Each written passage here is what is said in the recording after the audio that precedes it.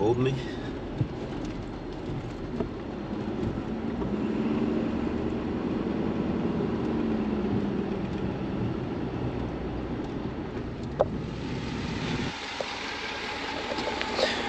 It's been a while since I've been here, but I think we're in the right spot.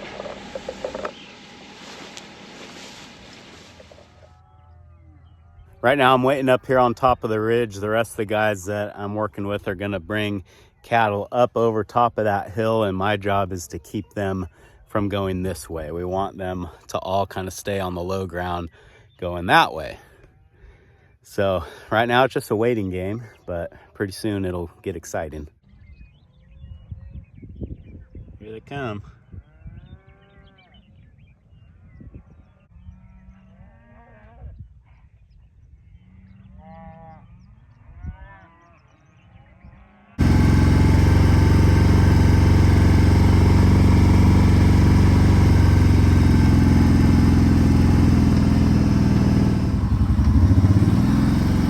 Well, that's certainly a fun morning. I always enjoy gathering cattle off of that place, and that's a good crew of guys to work with. Everybody knows what to do and when to do it, and it's really nice working with a group of guys like that.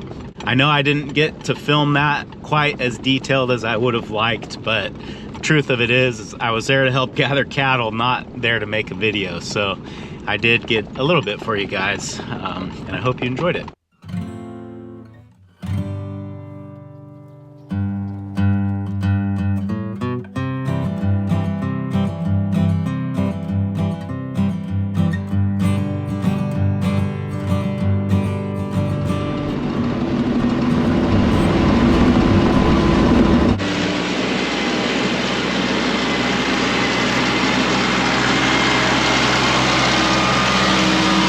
I'm out here at the winter pasture now, and my goal for the next few hours at least is to try to do something about the thistles that have taken over out here.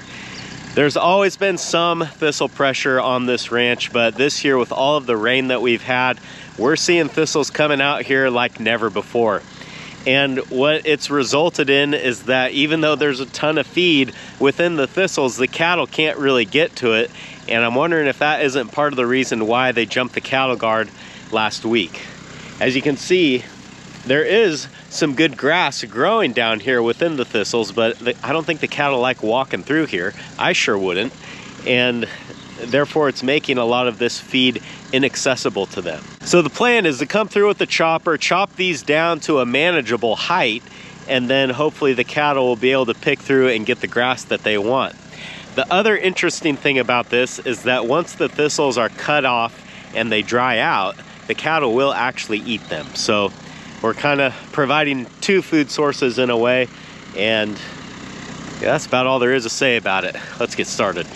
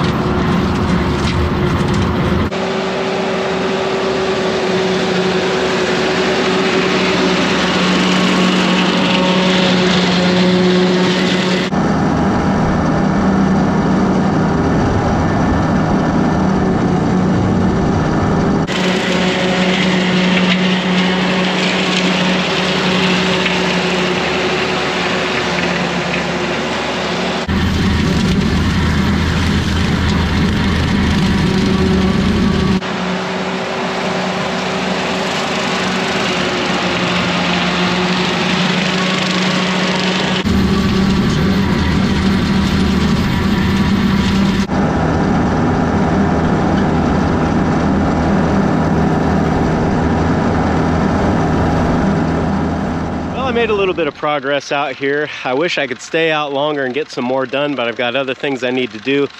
Specifically, I need to get back and check some water because it's probably done about now.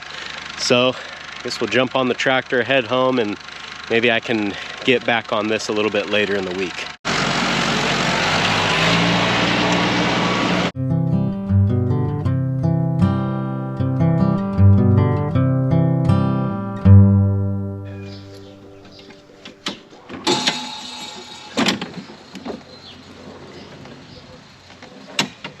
I did have one little mishap over there while I was mowing, and I didn't think it was that big of a deal, but now I'm starting to notice some things aren't quite right with the tractor. What happened, this happened a bunch, but the time that it happened bad is the tractor kicked a stick up that was probably about 4 or 5 inches around, and it got wedged kind of like in the side of the engine here. Originally, this little block off plate was all bent up. I was able to bend that back, and this is actually just paper thin, really easy to move. So as far as a guard, it really doesn't do all that much, but it's more or less mangled now. So first thing is, I think I will build a new guard out of some thicker, I don't know, maybe 1/8 inch metal that if something hits it, it's not just gonna fold over like paper. But there's more to the story. I noticed that after that incident happened, the tractor kind of had like a lope idle. And if you don't know what a lope idle is, it's sort of irregular. It's like instead of just like one steady, smooth sound. And I think I figured out what caused that. Right behind this little guard that got all mangled up is the injection pump, and specifically the throttle cables where they go to the injection pump.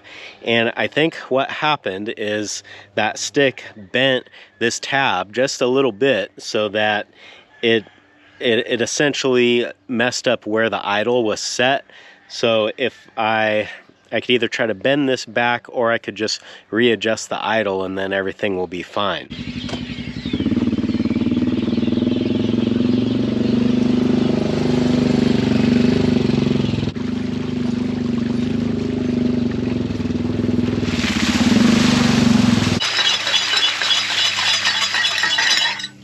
Well, looks like half are done and half probably need another hour.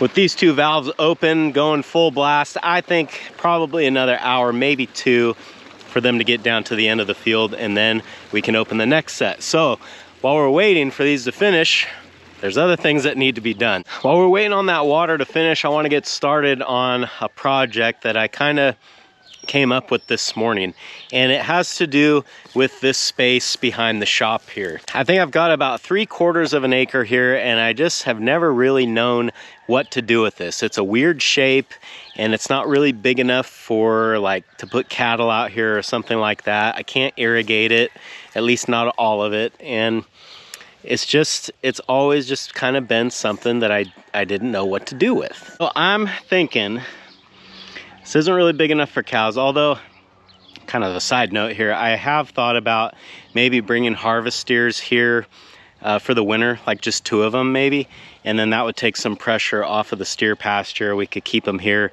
and then whoever had the first appointment could just be here at the house. I'm not sure if I like that idea though, but either way, that would be a use for this property during the winter months, the spring months.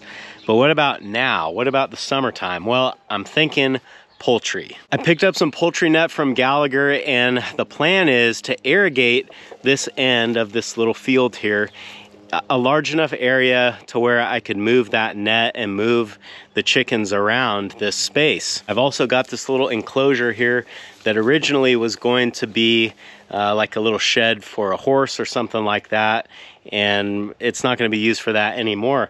But I'm thinking this might make a really nice hen house because it's big, it's tall. I could put nesting boxes all along the wall here, depending on how many layer hens we end up getting. I could frame in the front here and put like a nice door so that it's easy for us to go in here and collect eggs. Yeah, I think, you know, the structure's already here.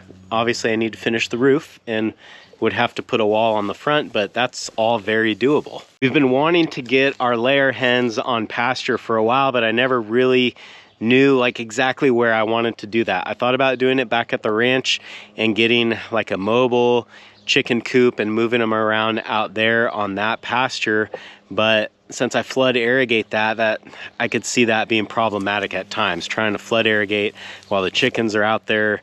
That just wouldn't work. But out here I would be irrigating with sprinklers, and this irrigation cycle would meet the needs of the chickens, whereas at the ranch I'm irrigating for the cows and the chickens would be kind of a secondary thing. I'm thinking it would be more efficient and better just all around to make this entire area kind of like poultry only. The poultry is something that Bree and Macy and Matt, which my wife and kids, they can do that kind of stuff, and it would be a lot more convenient for that to just be right here at the house. Right now we've got like 5, I think, kind of free roamer hens, and then several roosters that came from a batch of eggs that I incubated. We've also got this batch of young layer hens here that some of you may remember we got, I don't know, a couple months ago. And they've been out here in the pen with the rabbit. Plus we've got something like 20 more layer hens coming in June, the same time that the turkeys come. So in total, we'll have a little over 30 layer hens that'll be in production like sometime in the fall. So it would be really nice to have a large area to keep all those birds and like really try to do it right. So first step in all of this is to clean this up. I need to get the mower in here, knock these tall weeds down, get some of this equipment moved. I've got an old fence here with, I think there's only one wire left on it. We need to get that wire off. I'm just gonna yank these posts out on this end because they're just gonna be in my way. And then that way I can get this all mowed up and cleaned up nice. Also, my failure of a greenhouse needs to come down. It's kind of in the way as well. This idea, it seemed good, but the problem is that this thing just could not stand up to the wind. Granted, we had some very strong wind, 50 to 60 miles an hour, but it just, I mean, you can see what sort of shape that it's in. So in the future, I will never try to build a greenhouse like this again, and I don't recommend that anyone else does it unless you live in that magical, mystical place where the wind never blows.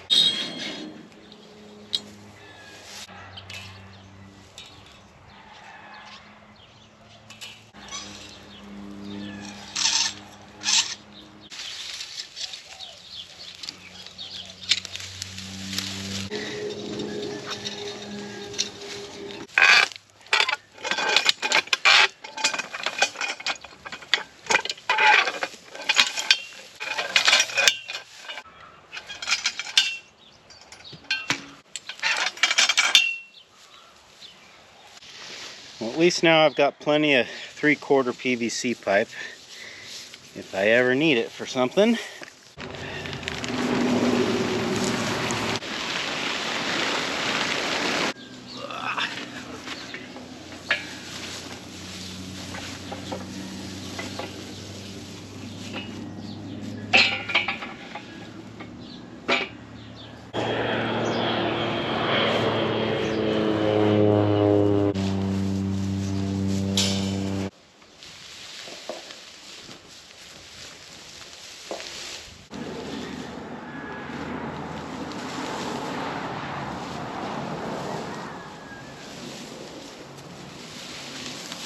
Well, what was once my greenhouse is pretty much gone. I've just got a couple of these concrete stakes in the ground still.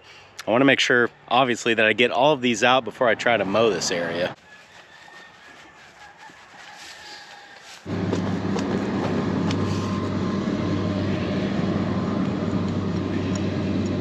Man, that one was in there. Well, to the best of my knowledge, I've got everything out of here that would harm the mower, so I think I'm gonna hit this with the New Holland first, get the tall stuff taken down, and then we'll come over with the Cub Cadet and clean it up nice.